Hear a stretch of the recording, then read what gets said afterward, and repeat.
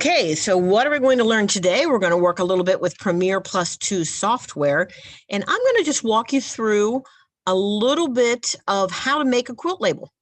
We all do beautiful quilts, and isn't it nice to use our embroidery machines to create that label? So we're going to take and we're going to put a motif in, and I've chosen a hedgehog. Why? Because I like hedgehogs.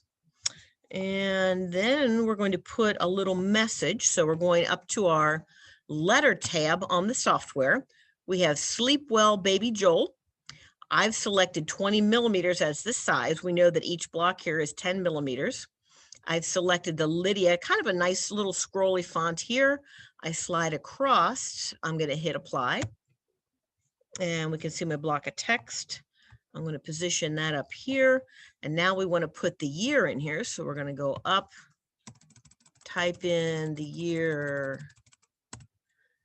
2021. And instead of making it 20 millimeters, I can go right here and make that smaller. We're going to go with 15 millimeters. Slide across, apply. So we've got the year that our quilt was made. All right, so this looks pretty good. Now, the one thing that I like to do is I like to frame, and I'm just moving things around a little bit.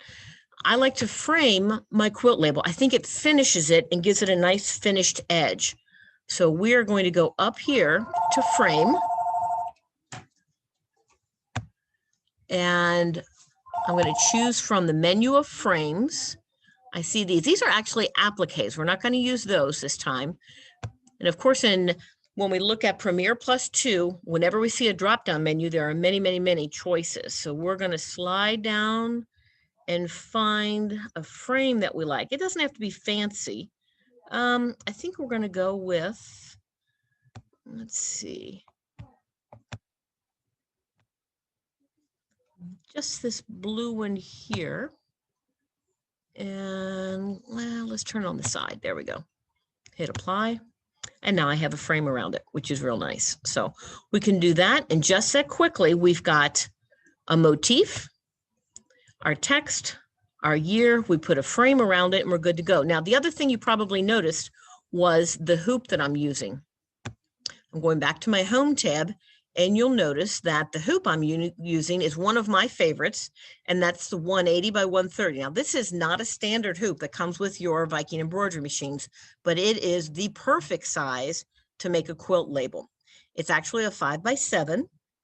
And when I'm doing my motif, you see I'm coming in a little bit from the edges, but this is a perfect size. I like the size is bigger than the 120 by 120, which is just too small to get a cute little motif in the text. It's not the big, huge hoops because they use too much stabilizer. So 180 by 130, if you don't have it, I would highly recommend that you get that on your wish list. All right, this has been Brenda for Luke's working on a quilt label. See you next time.